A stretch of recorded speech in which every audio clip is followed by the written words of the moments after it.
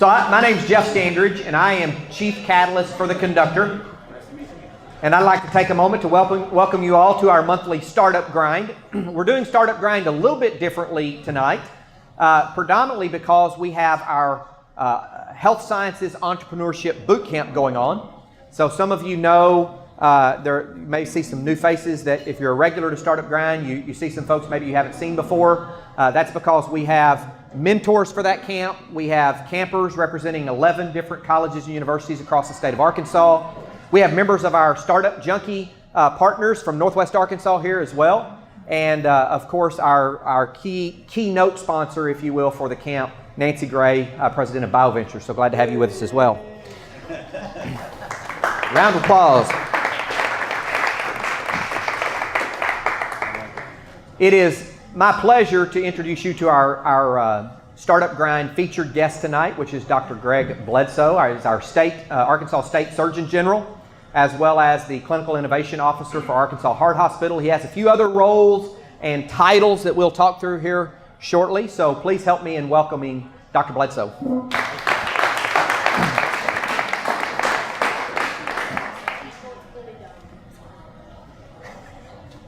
So Dr. Bledsoe. Yes. Thank you for being here with us tonight. Thanks for having me. And I know you had a little traffic snafu. Oh, my goodness, so, it's crazy.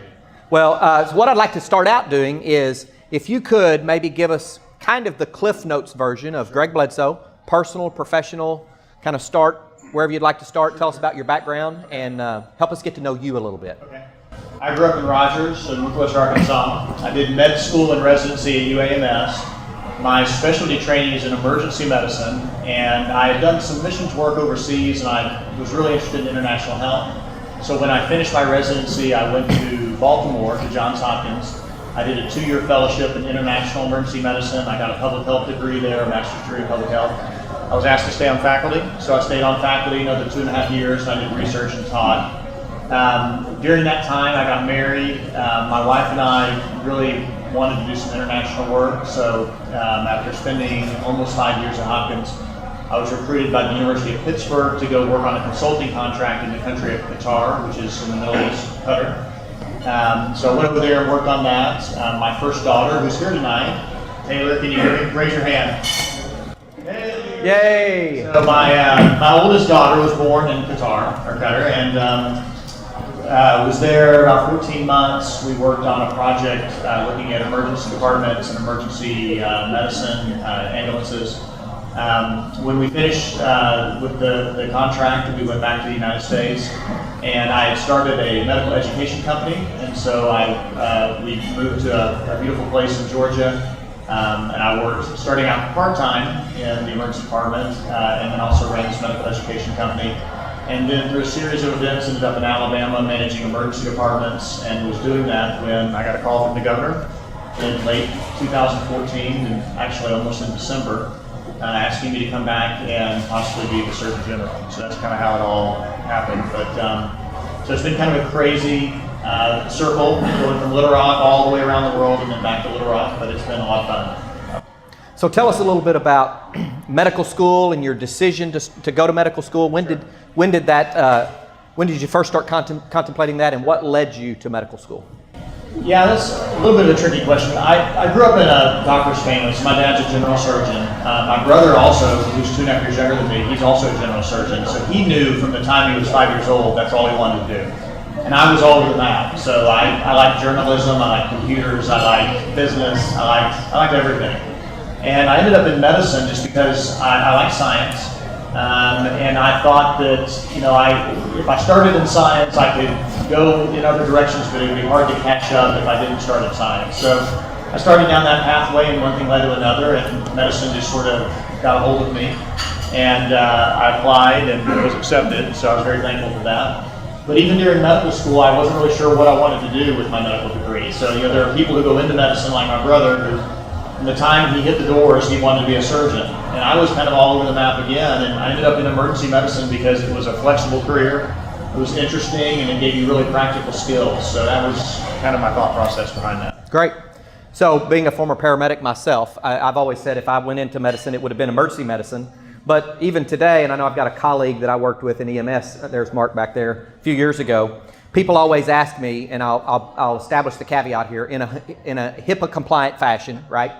People always ask me, what's the most interesting thing you ever saw as a paramedic? So I'll ask you the same question. The most interesting thing you ever saw, please remain within the guidelines of HIPAA, right? And share with us maybe an interesting story or two. There's been a lot. I mean, I've seen a lot of crazy things, both in the emergency departments here and then overseas. I've seen multiple types of animal bites. I've seen camel bites and, crazy things. But one of the most memorable things was a gentleman who was intoxicated, wrecked his car, went through the windshield of his car, and came in with the windshield wiper, the tip of it poking out the roof of his mouth, and the rest of it coming out of his orbit like this. So it clipped right here by the paramedics. But the amazing thing was that he was so intoxicated, he came in talking to us and just saying, I don't know why I'm here, what's going on? I am so happy I asked that question. That's exactly what I wanted to hear, something like that. That is fantastic. That's awesome. You have a variety of professional roles today, and so I'd like to maybe just talk through those individually if we can. So, Arkansas State Surgeon General. Tell us about that role and what it encompasses and what you do relative to that role. Sure. Well, by statute, by the way the law is written, I'm the governor's chief health policy advisor. So I report directly to the governor. I'm not a part of the health department. I'm not a part of DHS or any of those agencies. And what I do on a practical level, it changes during the season. So during a legislative season, so in Arkansas we have a part-time legislature that meets every other year. In the spring when they meet, it's very busy because I go through all the legislation with the governor. I get his opinion and feedback and perspective, and then he always asks my perspective as a physician and a medical provider. And then we talk to the various people who are involved in these issues, and we get input from them, and we talk back and forth on that on the legislation. When the legislature is not in session, I do a lot of public speaking. I get asked to give my opinion on a lot of public health issues, and it depends. I mean, the first year and a half it was all Medicaid expansion, private option, Medicaid reform. In 2016 it was medical marijuana. Everyone wanted to know about that. Now it's opioids. So there's a lot of interest in the opioid crisis and epidemic and how do we stop it. So it changes from season to season, but what I tell people is that I'm a translator. I translate the needs of patients and healthcare professionals to the elected officials, and then I translate their perspectives and their vision for healthcare back to the folks in Arkansas, and I try to do my best to make sure everyone knows what everyone else is doing. Great. Clinical Innovation Officer or Director of Clinical Innovation at Arkansas Heart Hospital. So what a lot of people don't know is that the Surgeon General job is a part-time job. So I'm not on salary by the state. I get paid as a consultant, which is kind of funny. So by default, I have to have a second job. So my second job is as an executive at the Arkansas Heart Hospital. Because my background is emergency medicine, I work 3 to 5 shifts a month in their emergency room. I'm the medical director of the emergency department, so I do some administrative work. But the title I hold is the Director of Clinical Innovation. And so what that encompasses is, when I came on board, I report to the CEO, and the CEO is Dr. Bruce Murphy, who's very interested in healthcare innovation. And we've done all sorts of things. I work on some software projects with them. I work on efficiency issues.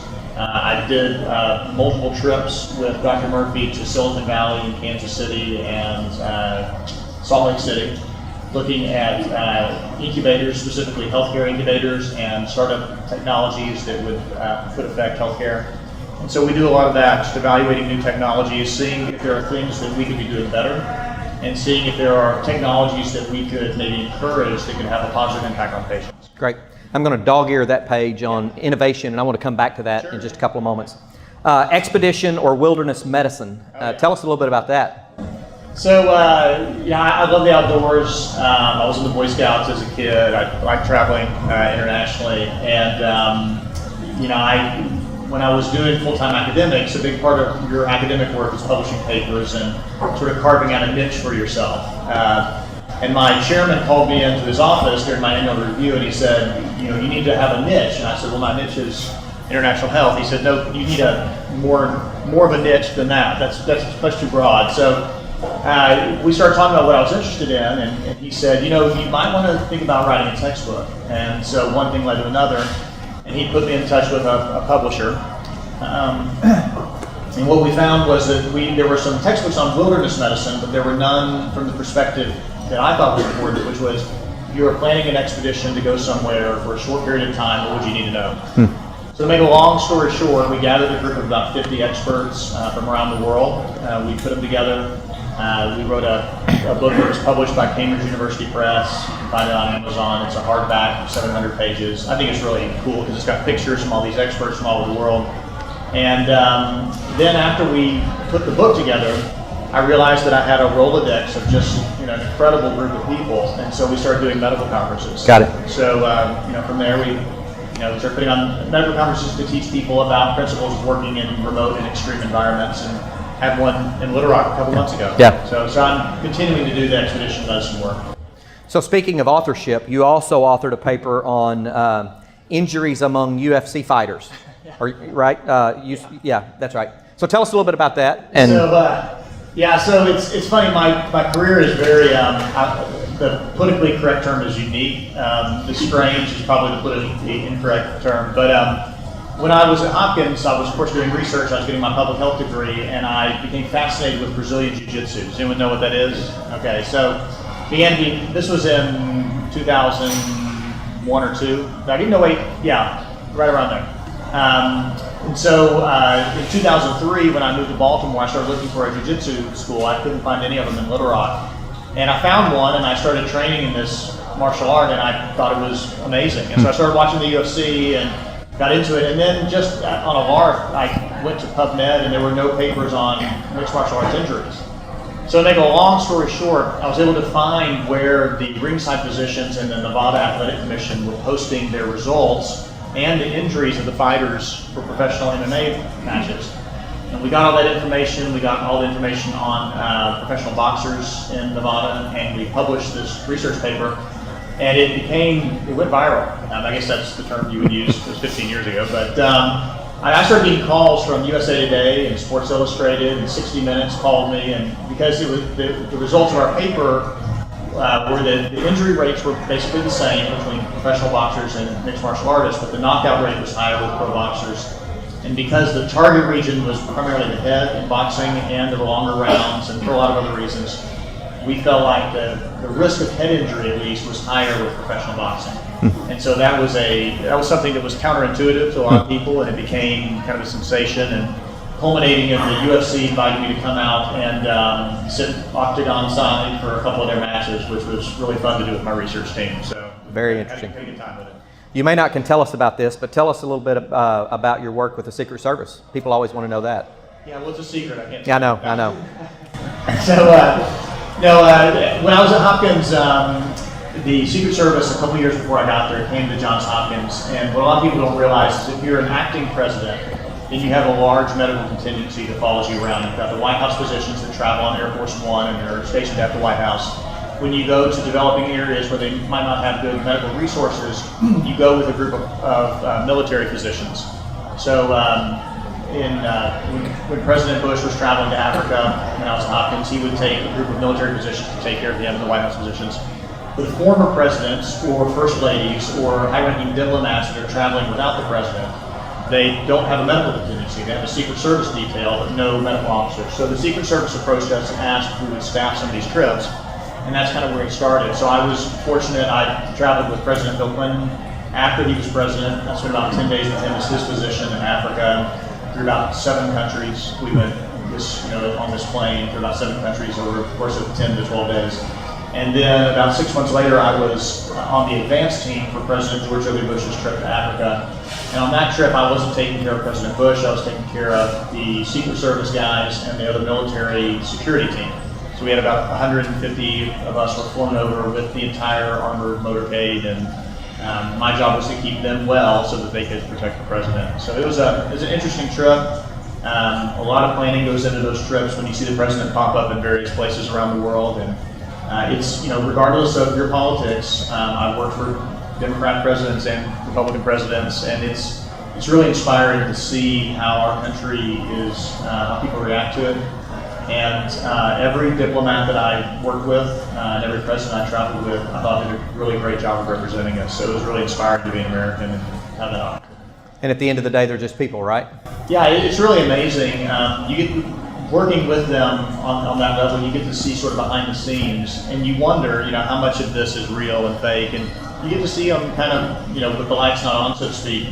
And what I always tell people is, people don't believe this, but as strongly as people think about the various presidents we've had over the last, 20 years, for the most part, they're very charming people, one-on-one. And, you get to know them and you watch them and you see why people like them, because they're very good with people, and that comes across when you see them behind closed doors. They're pretty neat. So let's come back to the dog-eared page on innovation. Right. Tell us about your involvement in the venture scene in Arkansas, because you're involved with certainly with Arkansas Heart, you're involved with some investors as well. So tell us about maybe the scope of your involvement in Arkansas's venture scene, and then I may have a few follow-up questions. Well, my bias is that we need innovation in healthcare, and it's good to have innovation on the policy side. So I'm involved as the Surgeon General on policy. It's good to have research and innovation on the research side. So in academia, it's good to have innovation there. But you're missing a piece if you're not involved in capital deployment, because a lot of those things, whether it's policy or it's research or it's taking an idea to market, that all involves capital. And so deploying capital and learning how to deploy capital is a big part of innovation in any industry, and of course is a big part of healthcare innovation. So I began to get interested in this a few years ago. One of the reasons why I went to the Arkansas Heart Hospital is because they're very innovative, and their CEO is very much focused on that. And so as part of my work with the Heart Hospital, I became involved with New Roads Capital Partners, which is a venture capital firm up in Northwest Arkansas. So I'm listed as an operating partner, but what I do for them is I help them evaluate deals, and I again, just sort of serving as a translator between people who have capital and people who are have good ideas in healthcare innovation, and trying to find some matches there. So we're getting ready. New Roads has had two funds. Their last fund was a $90 million fund that they're closing. They've closed it, but they've almost allocated all the investments. They're getting ready to do another raise, which is not yet public, but is going to be bigger than 90 million, significantly bigger. So I'll be helping them with that, and I'm really excited about it. I think you could do some great things in the state. And the kinds of companies they're going after, mainly growth equity, a little later stage? Yeah, mainly growth equity. We'll probably do a little bit of playing in the early rounds, just simply because to get in on the growth equity, you have to be involved sometimes in the earlier rounds, but mainly growth equity, that's what we're looking at. So tell us about your direct involvement in entrepreneurship. You've had some ventures yourself, and you mentioned one of those a few moments ago. So tell us about your direct involvement in that regard.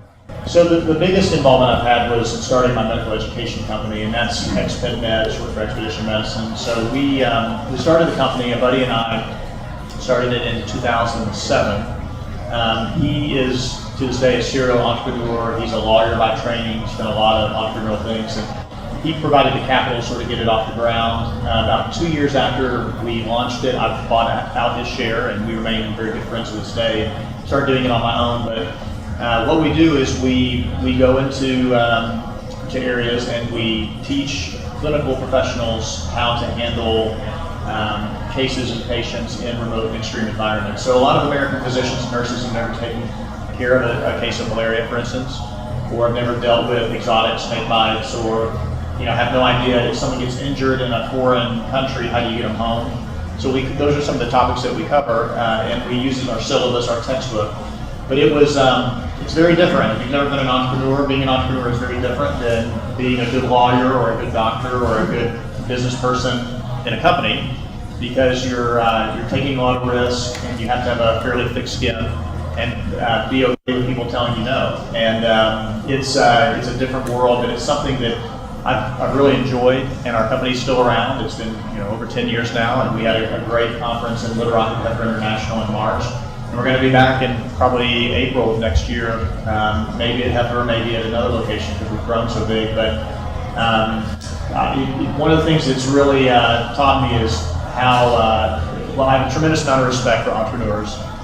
And I consider entrepreneurs and teaching entrepreneurship something that's very important, and it's a very valuable resource for communities and building thriving communities. One of the things that we have observed is there are a number of healthcare providers who have moved into entrepreneurship, some of them in the healthcare space and some of them outside the healthcare space. And there seems to be some natural skills there that translate between the two professions. Have you made that observation? Care to share anything about that? Well, I think the healthcare professions select for people, and I'm biased here, but motivated people who are somewhat driven, and most are fairly resilient. And so those are things that you have to have. I mean, doing a residency as a physician, going through medical school, you get used to working long hours and it being very intense. And another aspect of that is that you're in your 20s and you did really well in college, and now you're back in a situation where you're the low person on the totem pole and you're being told no, and you're being, for lack of a better description, sort of beaten on a little bit. And that ability to sort of absorb the beating and go forward is something that you have to have as an entrepreneur. So it doesn't surprise me that there are people, healthcare professionals, entering it. Those are some of the traits that are selected for, so to speak. There's something about walking into whether it's a multi-casualty incident scene or to an ER or to a CCU room, and walking into something that you don't know what you're walking into, and then being able to sort through it, triage it, make decisions on the fly with a little bit of information and move forward. Yeah, that's true. I mean, to be a good entrepreneur, you have to have the ability of managing and moving forward in chaos, when not all the loose ends are tied neatly. And so, those are some of the same skills you have to have in an emergency department or in other healthcare settings. So, there's a lot of overlap. I think it was General Colin Powell that said, seldom do you have 100% of the information to make a decision. You need to be equipped and prepared to make a decision with 70% of the information and then move forward with it. Yeah, absolutely. I think some of our campers today probably experienced some of what you referred to in taking a bit of a beating and then continuing on. We had them, they did a great job. They came in after about a half a day of working on problem statements and key stakeholders and presented to a team, and we kind of gave them a beating and they went back and pivoted. So that's good. That's good. What's your biggest pivot in your life? Oh, biggest pivot. Hard question there. Yeah, let's see. I don't know. I mean, I guess in my career, I don't know if they're pivots, but I've had a very diverse career. I started out going the route that every emergency physician would go, doing a residency in emergency medicine. Then I did a fellowship and did the international health thing for a while. Then I did research in academia for a little bit. Then I actually lived overseas. Then I came back and was doing the private practice thing for a while and some entrepreneurship. And now I'm doing health policy and working in the political world. So I'm not sure if those are classically pivots, but they're definitely weird career twists that each had some challenges with it. Kind of a life of pivots, I guess. That's one way of putting it. Yeah. So you mentioned a little bit about your perspective on the need for innovation in healthcare, and given that we have a number of healthcare providers, healthcare practitioners, former healthcare practitioners, and potentially future healthcare entrepreneurs with our Health Sciences Entrepreneurship Camp, let's talk a little bit more, maybe dig into that a little bit, unpack a little more, if you will, about the real need for innovation in healthcare. Maybe step away from policy and think more about healthcare a little bit. Well, it's funny. Healthcare has become so politically charged and emotional on some issues. There's very few things you can say dogmatically and not get a pushback. But one thing I think I can say dogmatically is that we need innovation in healthcare. Would you agree, Nancy? So, the problems in the past, you could solve those problems by getting a bigger budget or by doing things the same way. Mm-hmm. And that's not the way it's going to be, and it's not the way it is currently. So there's got to be some creative thinking. There is a huge need for it. My bias is that we certainly need creative policy and innovative policy and innovative research. But I think there is a lot that can be added with smart people who are going directly to the consumer and sitting down with patients and patients' families and trying to solve those problems at the sort of point of care. But it's a huge need. And where there's a huge need, there's a huge opportunity. And there are a lot of really energetic, smart people all over the world who are working on things that are really unbelievable. And if you go to some of these companies and you see the technology they're working on, I'll just highlight one that I'm very proud to be peripherally involved in, which is Now Diagnostics, which is a company in Springdale, Arkansas, that is doing serum-based blood drop tests for things like flu and strep throat and malaria and Zika and dengue and pregnancy tests and all sorts of things. They've gotten their CLIA waiver and their over-the-counter waiver in Europe. They're waiting on their CLIA waiver here in the United States. But assuming that happens, then we've got a startup company here based in Arkansas, grown in Springdale, Arkansas, that's really is going to have a big impact on healthcare. And those are the things that you can be involved in if you get involved early and are interested in that. But there's a lot of other things that are going on as well that are really exciting and very necessary. Based on your experience and the evolution that you've seen in healthcare just during your career, how long have you been in healthcare? I graduated from med school in 99. 99, so almost 20 years. So forecast another 20 years. Just based on the amount of change that you've seen, give us some ideas of what you think we might be looking at 20 years down the road. I think healthcare is going to be forced to become more patient and consumer friendly and consumer centric. Mm-hmm. You've got a situation now where everyone's walking around with a smartphone and you can do so much with that smartphone. But because of a lot of the regulations and because of a lot of the old way of thinking, there are barriers between consumers and getting the healthcare that they desire.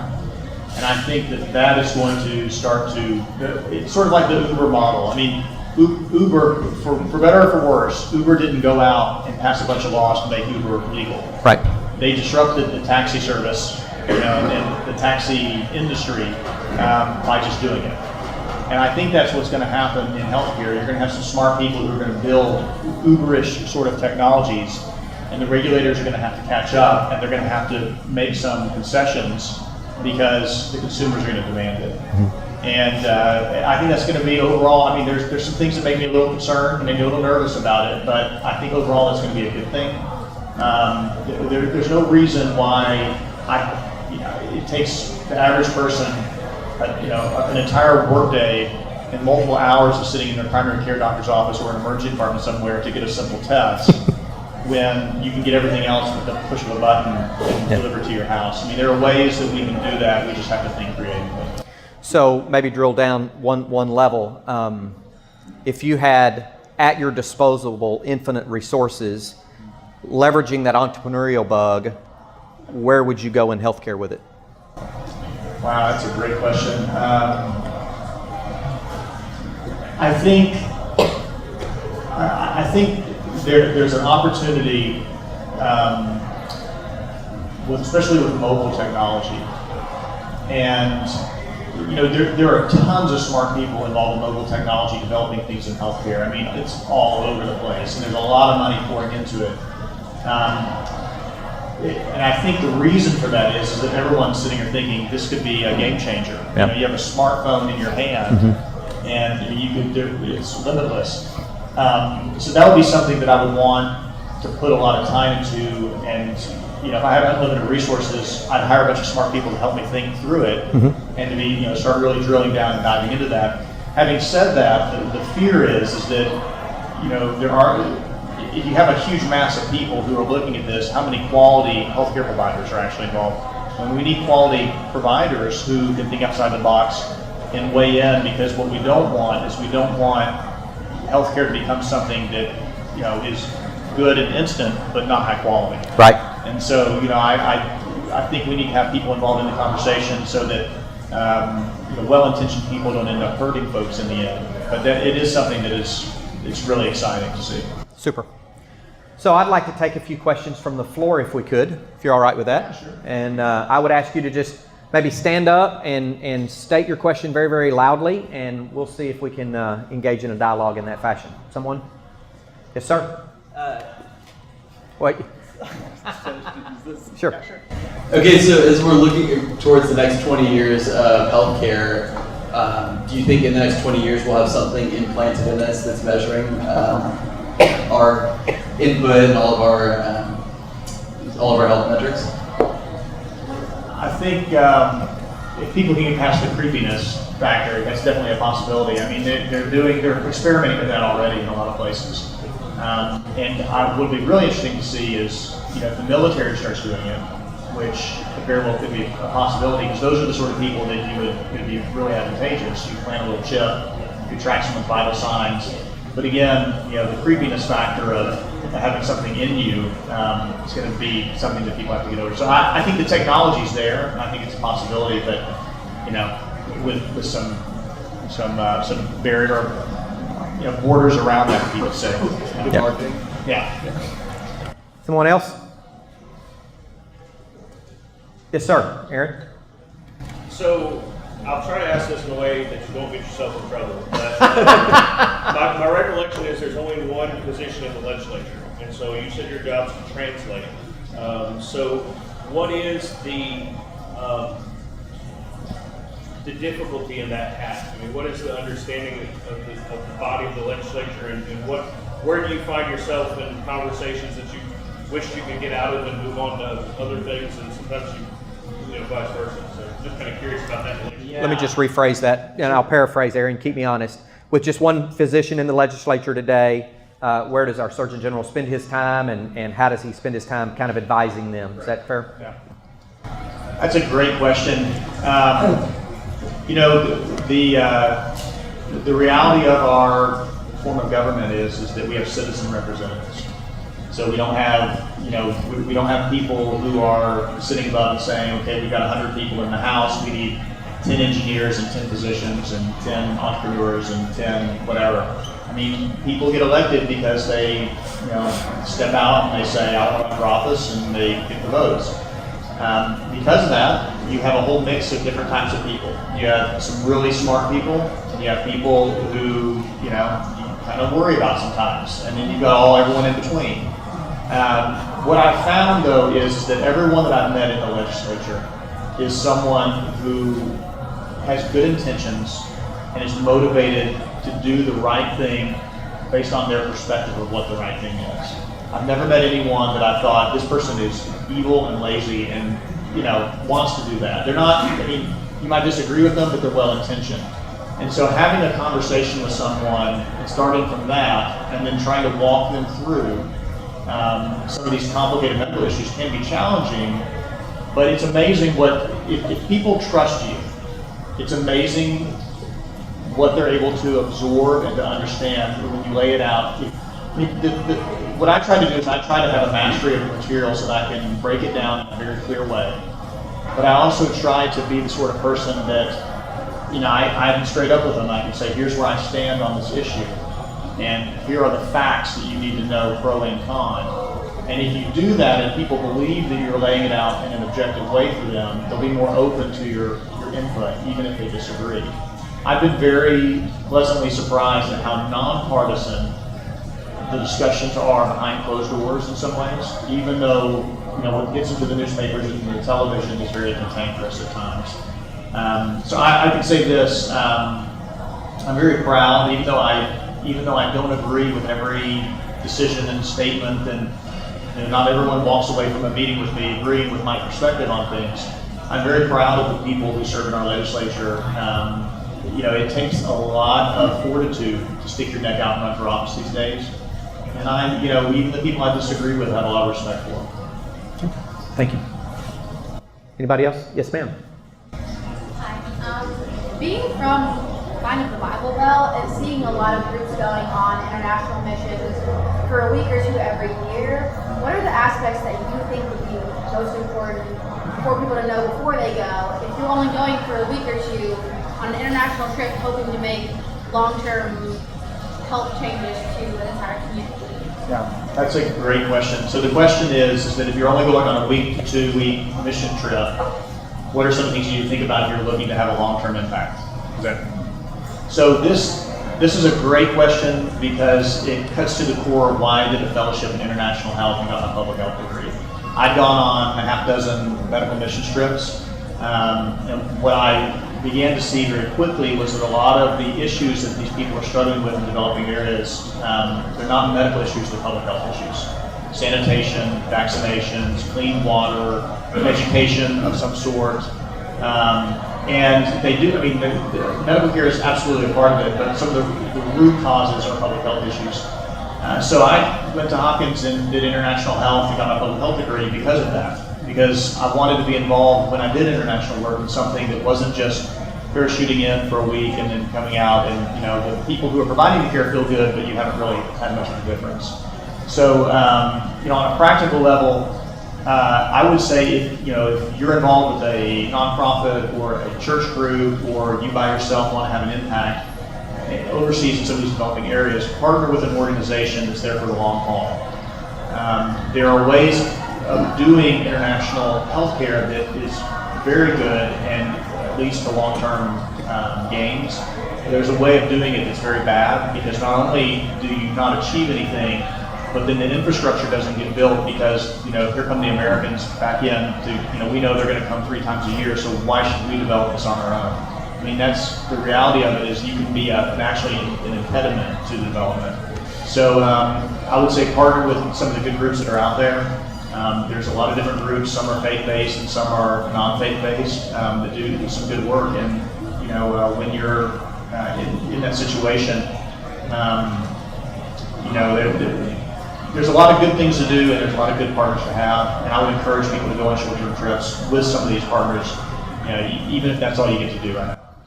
I came across a book a few months ago rather, called Toxic Charity, which spoke of that exact issue, where we're doing good, we're attempting to do good, but in the end we're creating more harm, or at least not making the improvements that we thought we were because of that exact issue. Yeah, absolutely right. Other questions? Yes, sir. What is the state of Arkansas doing to address the health issues with returning veterans, especially mental health issues? And I realize, of course, the VA, that's mainly a VA issue, but what is the state of Arkansas doing, if anything, to address that? Yeah, I mean, I would say, first of all, to your point, you're absolutely right. It's mainly a federal issue, because it's the veterans are taken care of by the VA system. I would like to see more coordinated care when it comes to mental health issues in general, and of which a lot of our veterans struggle with that, kind of readapting to life here in the United States, especially after they've gone on multiple deployments. And I think we could do a better job of that in our state. And I think there are people, some really great people, who are looking at that, but more work needs to be done, definitely. So let me ask you this question, kind of as a follow-up, and then we'll round out. Talk a little bit about the role leadership, and however you define it, the role leadership has played in your career and your career progression. Well, I've been very fortunate, because I've had the opportunity to work with some great leaders. And the reason I went to Hopkins was the guy who was running the international department. There was a guy named Mike Van Royen, who's now the chairman of the Harvard Emergency Medicine Department. Fantastic, charismatic leader. I tell people that today I have the best job in the state, because I report directly to 2 people I really admire. One is Dr. Bruce Murphy, the CEO of the Arkansas Hospital, and then Governor Asa Hutchinson. And both of whom they're very different from a personality standpoint. I think they're really effective executives and great leaders. Leadership is basically the ability to influence, and the ability to influence is not tied to a title. So people think oftentimes that I can't be a leader unless I have a title. It's absolutely not the case. I tell a story in some settings where I talk about a case I had in Alabama, a family that was involved in a car wreck. And I won't tell the whole story here, but I'll just say that one of the children in the car wreck was a 6-year-old Down's patient. And that she had a younger sister that was 5 years old, and they were both strapped down on the stretchers. And I took care of the dad and the Down's patient, and went to the younger sister, and she was having nothing to do with it. She was screaming and yelling and wouldn't let me do an exam, and we tried everything we could to make her happy and calm her down. She was not she was not doing it. And I remember I finally took off my stethoscope and said, I'm just going to have to do an exam anyway, even with her screaming. And as I started to put my stethoscope on her chest, she started to quiet down. And so I thought, well, what's going on? So I pulled the stethoscope out of my ears and kind of looked around, and her Down syndrome older sister was at the head of her bed saying, "It's okay, sissy. Calm down, sissy." you're going to be okay, sissy. And I thought that was a great example of leadership, and because it's an example of influence. In that room at that point in time, most people would walk by the room and say, well, the doctor is the leader, he's in charge, or the dad of the family, the mom of the family, whoever the adult was. But actually, the biggest influencer, the biggest leader in that moment of time was this little girl with special needs.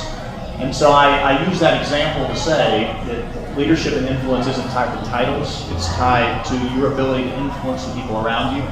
And if you talk to business consultants, they'll be very clear and say, oftentimes the biggest influencer and the greatest leader in a company is not the CEO. It's others around that make the company function and achieve. So it's, Very good. It's a big deal. Thank you. That's a great story. I appreciate you sharing that.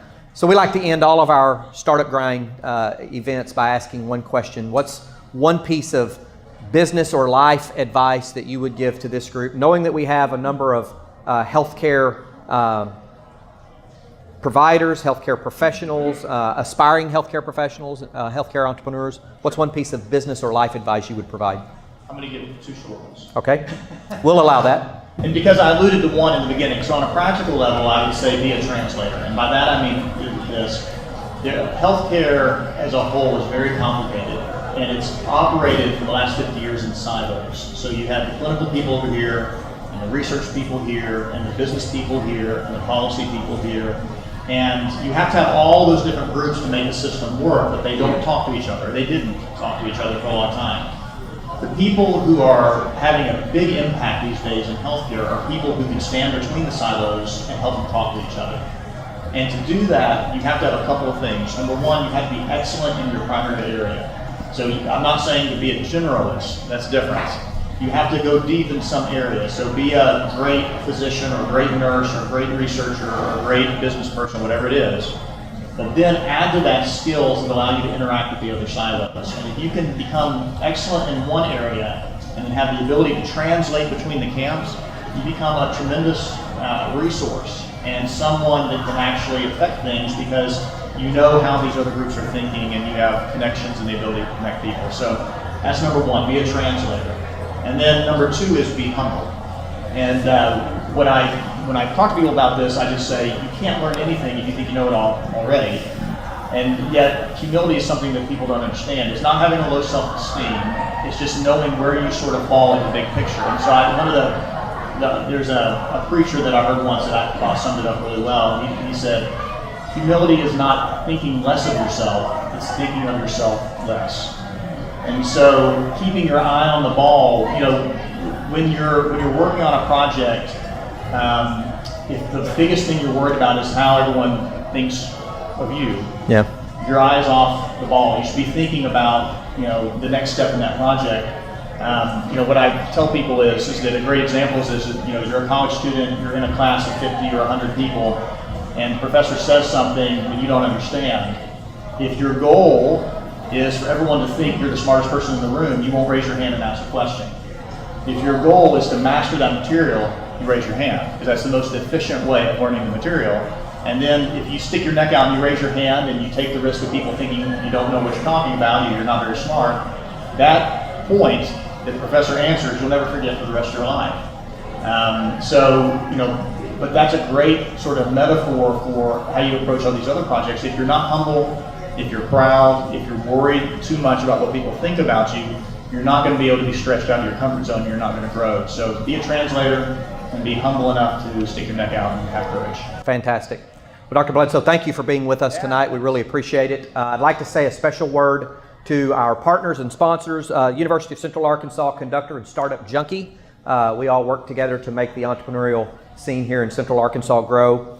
For the Health Sciences Boot Camp that we have going on the rest of this week, of course, BioVentures, UAMS, and Conway Regional Health System. And then, of course, we appreciate you for being with us as well. Thanks for having me. Absolutely. I'd like to say a special word of welcome and thanks to our Mayor Bart Castleberry and his wife Melissa. Both are Bart being a former firefighter and Melissa a registered nurse. We appreciate you guys being here with us today. Thank you all for coming. Feel free to stay and mingle, and thanks again. Thanks, Jeff.